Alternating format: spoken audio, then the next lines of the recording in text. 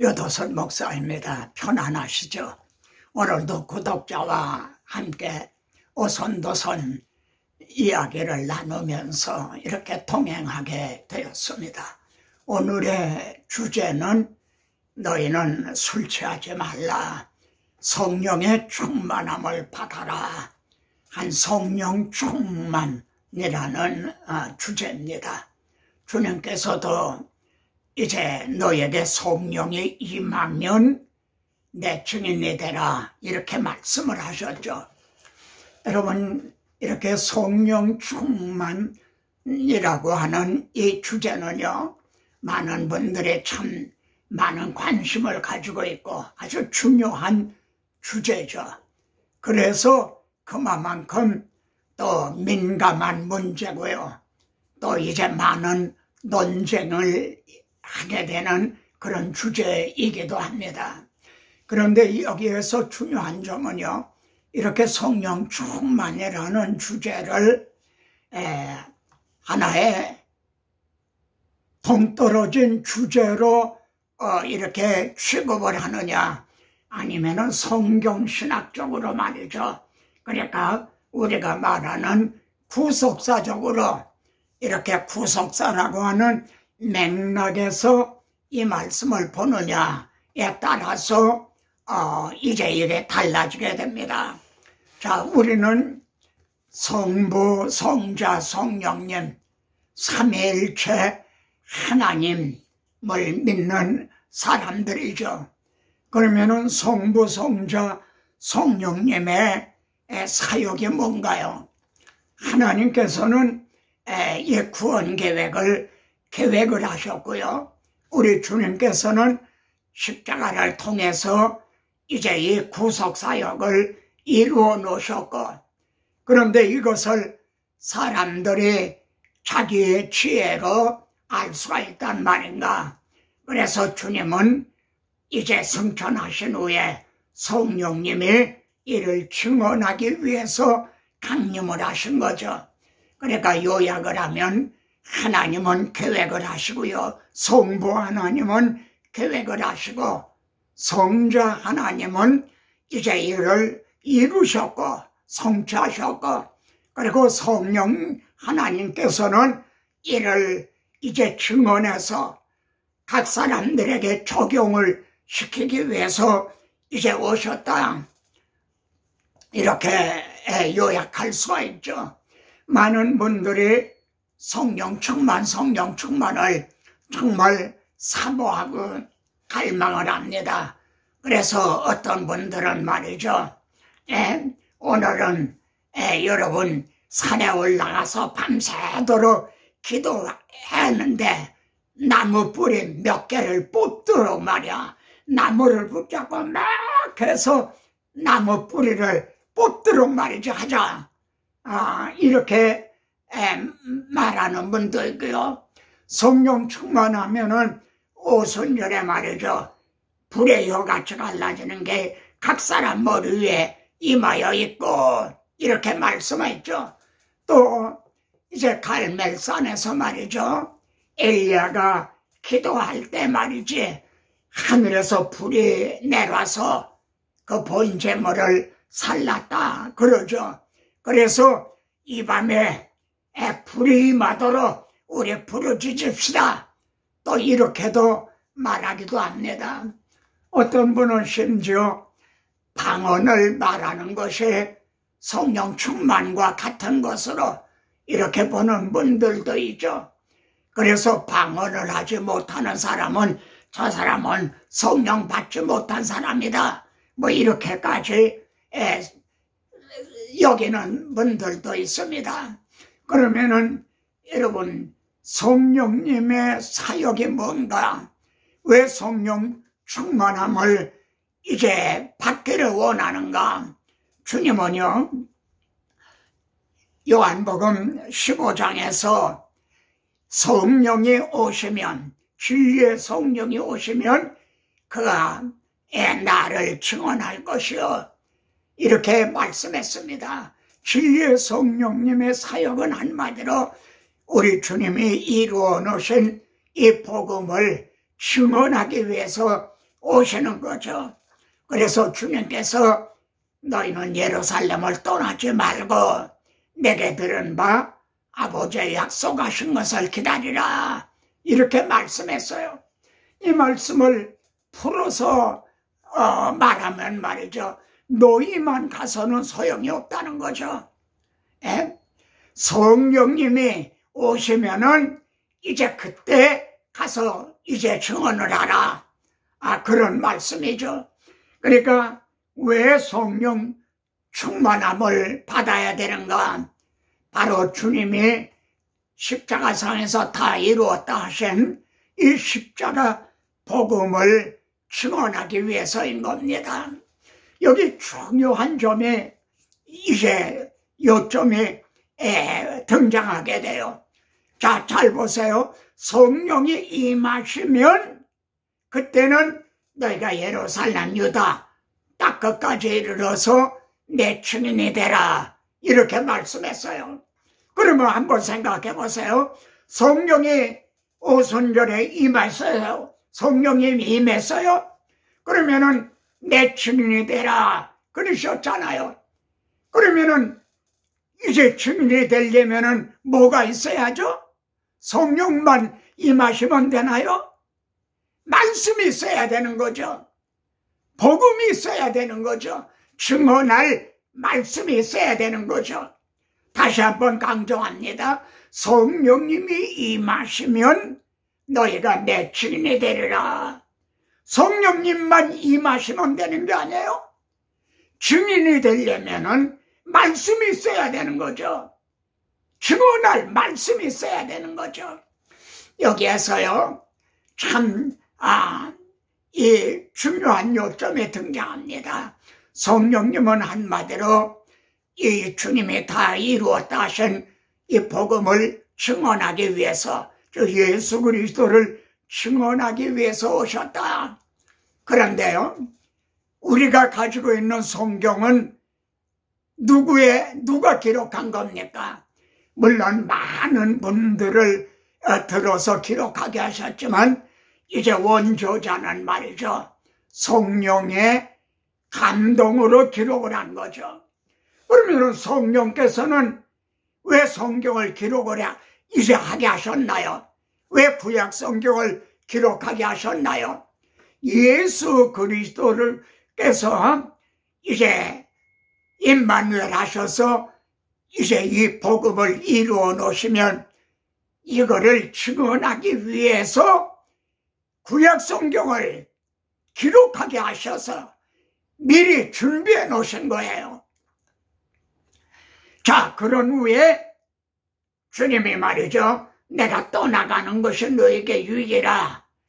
내가 십자가 지는 게 너에게 유익이라. 만일 내가 떠나가지 아니하면 보혜사 성령님이 너에게 오시지 않는다. 이렇게 말씀했거든요.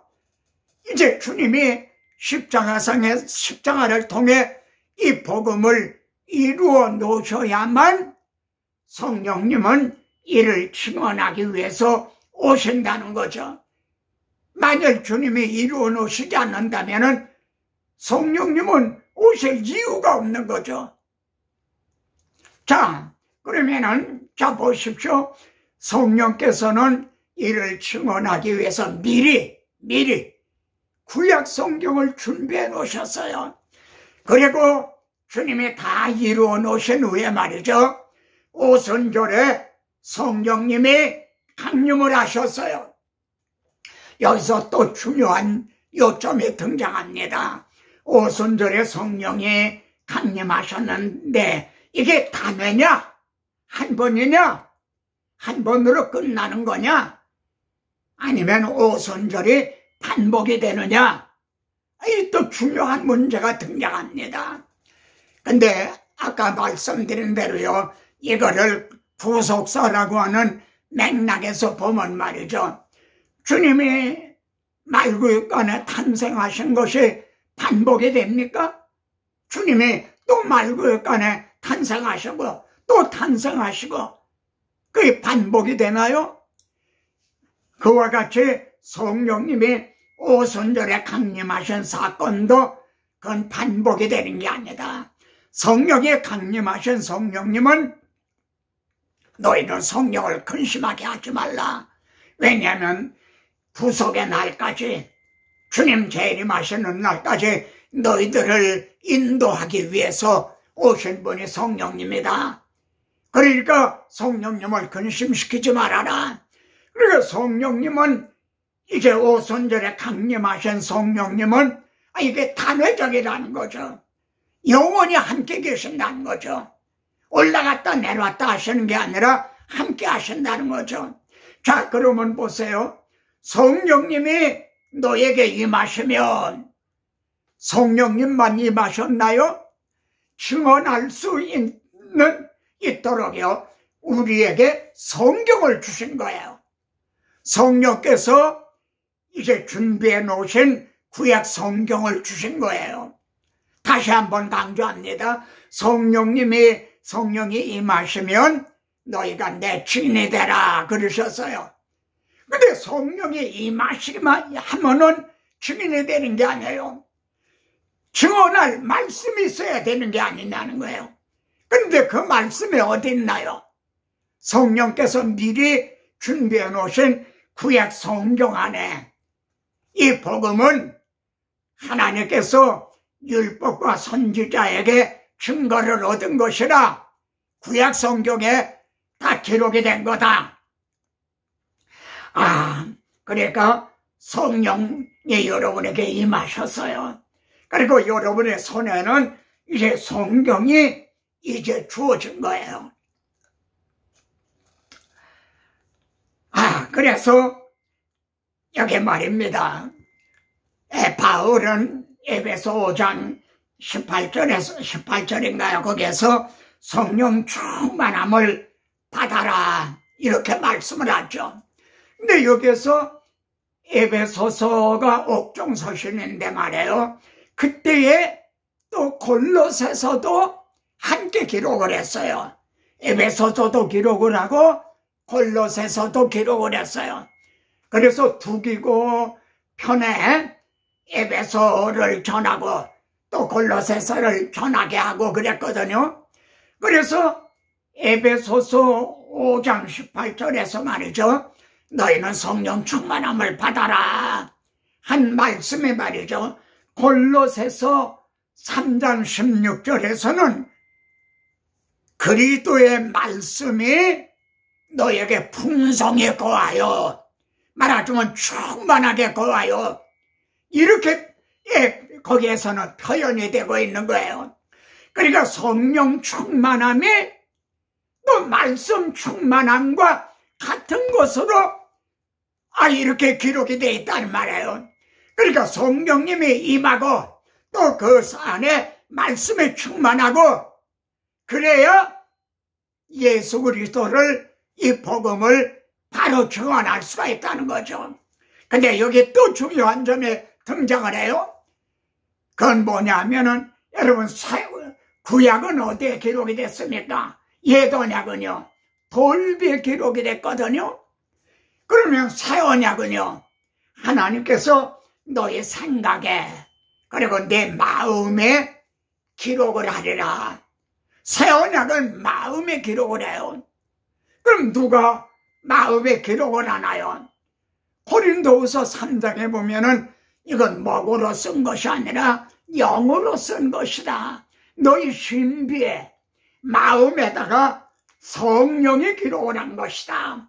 그러니까 성령의 새 언약은요 우리들의 마음에 성령께서 기록을 하신 거예요.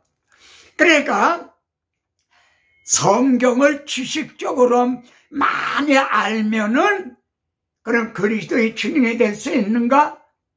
성경을 지식적으로 많이 알면은 그게 성령 충만인가? 여러분 그건 머리에 기록이 된 거예요. 머리로 아는 거예요. 근데 증인이 되기 위해서는요 새 언약은 마음에 기록이 돼야 돼요. 뭐가 기록이 돼요? 마음에 하나님의 아들이 내 죄를 위해서 죽으시고 사망 권세를 이기고 부활하셨다. 이게 우리들의 마음에 기록이 된다는 거예요. 그래서 엠마오의 두 제자처럼요, 눈이 밝아지고 우리 마음이 뜨겁지 않더냐? 그래서 시류에 빠져서 이제 고향으로 내려가던 그들이요, 그 밤으로 예루살렘으로 그 밤으로 올라간 거예요. 바로 이건 거예요. 그리스도의 증인이 되기 위해서는요, 성령이 임하시고, 그리고 이 복음이 새 언약이 마음에 기록이 되면, 그래서 누가 주의 마음을 알아서 주를 가르치겠느냐? 너희는 곧 이 마음을 품어라. 곧 예수 그리스도의 마음이니. 아, 이건 거예요. 그러니까 여러분들이 말이죠, 이 복음을 증언할 때 이 마음에서부터 말이죠, 막 이 끓어오르는 열정, 불같은 열정, 이를 전환할 때 어떤 일이 일어납니까? 우리 복음이 말로만 너에게 이른 것이 아니라, 그런데 말씀으로 전해지는 거예요. 말씀으로 전해져요. 근데 말로만 이른 것이 아니다. 여러분이 말씀이 복음을 전할 때에 성령의 나타나심과 능력과 성령과 큰 확신으로 된 것이니, 아, 이렇게 성령께서 말이죠, 여러분과 함께 동력해 주신다는 말씀이죠. 지금 이 시간은요, 뭐 본격적인 신학을 강론하는 시간이 아닙니다.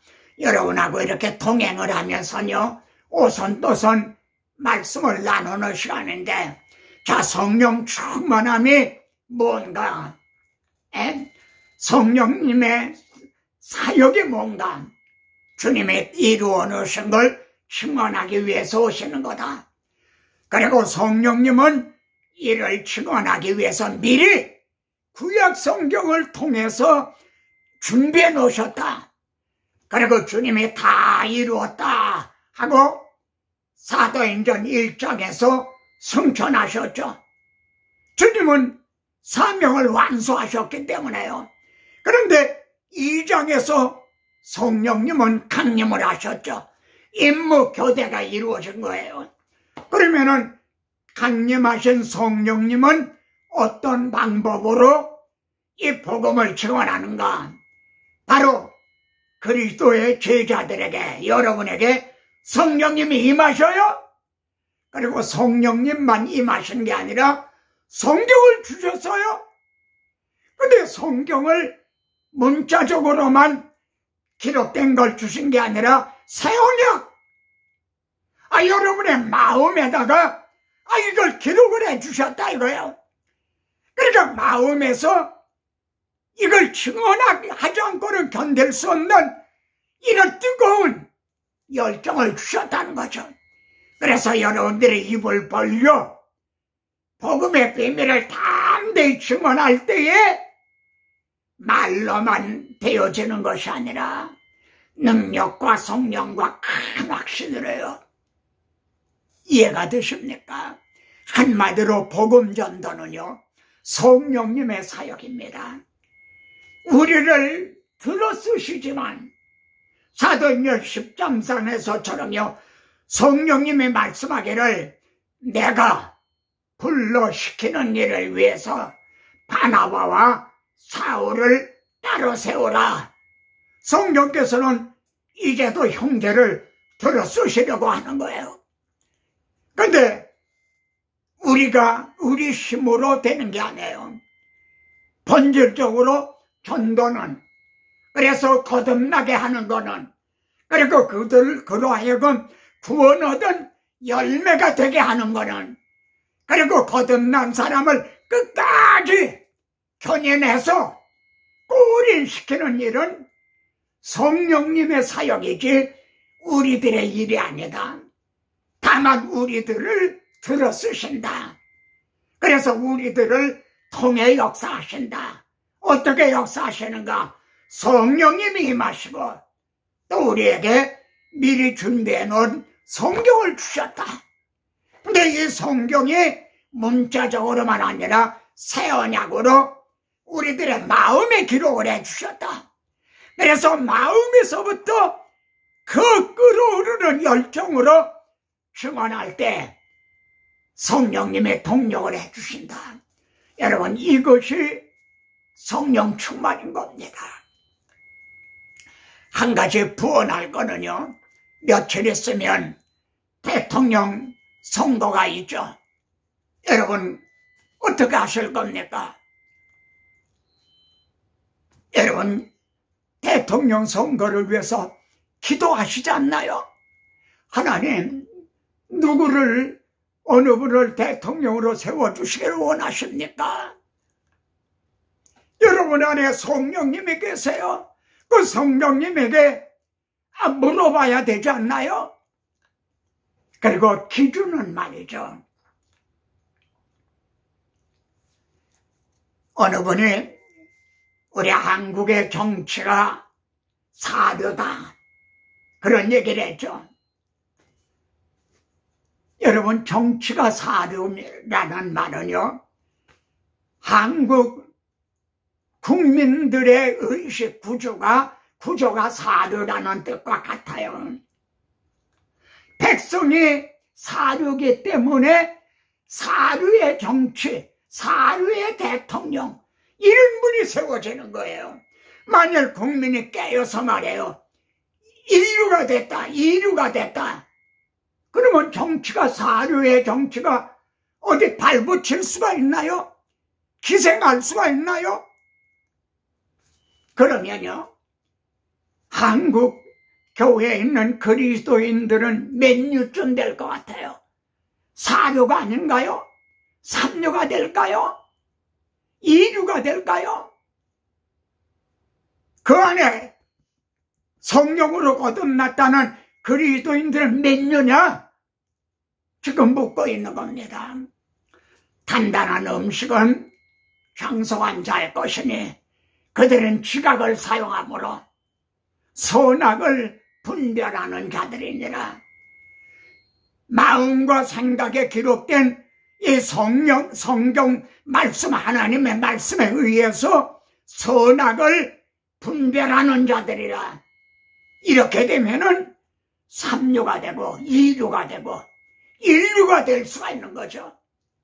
근데 오늘날 한국 그리스도인들이 이렇게 정말 성령님에 의해서 너희는 먼저 그 나라와 그 일을 구하라 하신 대로, 이번 대통령 선거에 어느 분이 그래도 그 나라와 그 일을 구하는데 더 적합한가, 이거를 기도하는 가운데 분별해야 되지 않나요? 어떠하면 내게 잘해주는, 나에게 돈 많이 주겠다는 사람, 이런 사람 할 건가요? 여러분 안에는 하나님의 영, 그리스도의 영, 성령님이 거하시는 너 하나님의 사람아, 다음 시간에 또 뵙겠습니다.